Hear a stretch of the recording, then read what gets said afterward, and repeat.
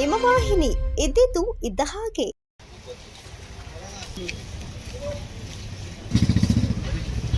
तो तुम्हें बोलो जिम्मेदारी ले रहे हो तो बोलने दो। सुनो लीडर हमारे बुजुर्गों को चलो सुनो केस दादा तो नहीं तुम्हें नहीं मेरा बाबा गया तो 5-4 मिनट 4-5 जगह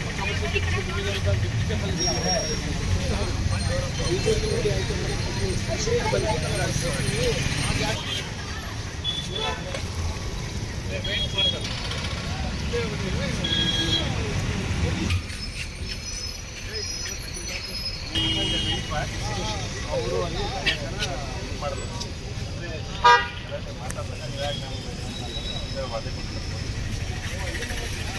ಇಲಾಖೆ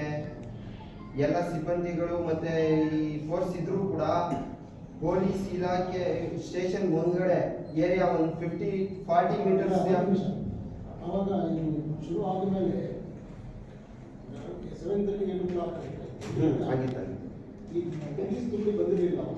ಬಂತು ಆ ಸಮಯಕ್ಕೆ ಬಂತು, ಮೆಸೇಜ್ ಹೋಯ್ತು, ಎಸ್ ಪಿ ಅವರು ಬಂದರು, ಡಿ ಸಿ ಅವರು ಬಂದ್ಬಿಟ್ರು, एस पी उन्होंने सभी 8:30 पुलिस के जो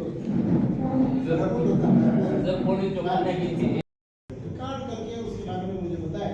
हमें हमारी रिपोर्ट में उसे देखकर उसकी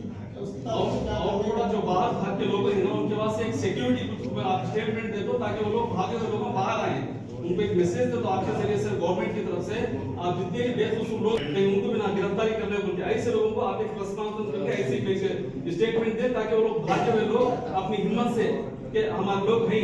हमारा ये हमारी इंतजामिया है, हमारी हुकूमत है और जो भी है जो उन्होंने हमारे सेफ में खड़ती बोल के हिम्मत से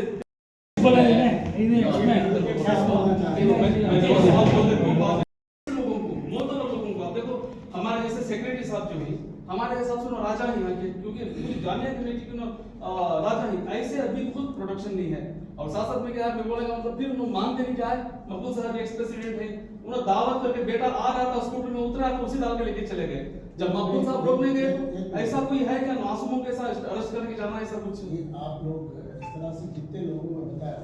वो लिस्ट दिखा आप बोलते रहे कि नोट करता रहूंगा तो उसकी तफसील नहीं आती, नाम क्या है, पासवर्ड क्या है, एड्रेस क्या है, नहीं हमने तफसील हुई तो हमें उसकी कब तक दे सकते हैं आप शाम तक दे दीजिए आज ही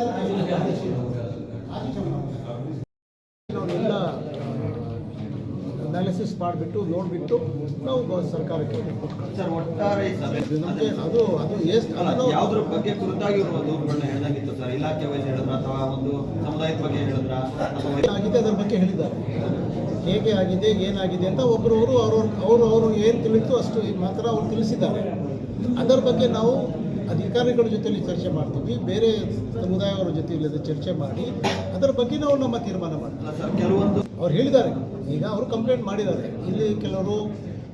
ಡ್ರಗ್ಸ್ ಯೂಸ್ ಮಾಡ್ತಿದ್ದಾರೆ, ಯುವಕರು ಬೇರೆ ಲಿಕ್ಕರ್ ಯೂಸ್ ಮಾಡ್ತಾರೆ, ಬೇರೆ ಬೇರೆ ಪದಾರ್ಥಗಳು ಯೂಸ್ ಮಾಡ್ತಿದ್ದಾರೆ, ಅದರಿಂದನೇ ಇದು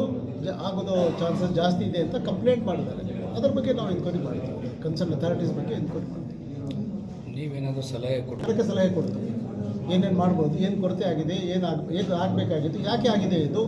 ಇದು ಮುಂದೆ ಆಗಬಾರ್ದು. ಕಮಿಷನ್ದು ಉದ್ದೇಶ ಏನಂದರೆ ಕಮ್ಯುನಲ್ ಹಾರ್ಮನಿ ಇರಬೇಕು, ಎಲ್ಲ ಆರಾಮಾಗಿ ಜೀವನ ಮಾಡಬೇಕು, ಈ ಥರ ಘಟನೆ ಆಗಲಿಕ್ಕೆ ಅವಕಾಶ ಕೊಡಬಾರ್ದು. ಅಡ್ಮಿನಿಸ್ಟ್ರೇಷನ್ ಫಸ್ಟ್ ಪ್ರಿಕಾಷನ್ ತೊಗೋಬೇಕು, ಆಗೋದು ಮುಂಚೆ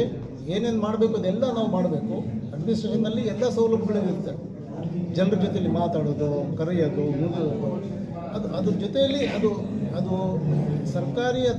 ಅಧಿಕಾರಿಗಳು ಏನೇನು ಕ್ರಮ ತಗೋಬೇಕು ಅದೆಲ್ಲ ಮಾಡಿದ ಆದಮೇಲೇನೋ. ಸುದ್ದಿ 3 ವಾಹಿನಿಯ ಹೆಚ್ಚಿನ ಮಾಹಿತಿಗಾಗಿ ಸಬ್ಸ್ಕ್ರೈಬ್ ಆಗಿ ಹಾಗೂ ಬೆಲ್ ಬಟನ್ ಒತ್ತಿ.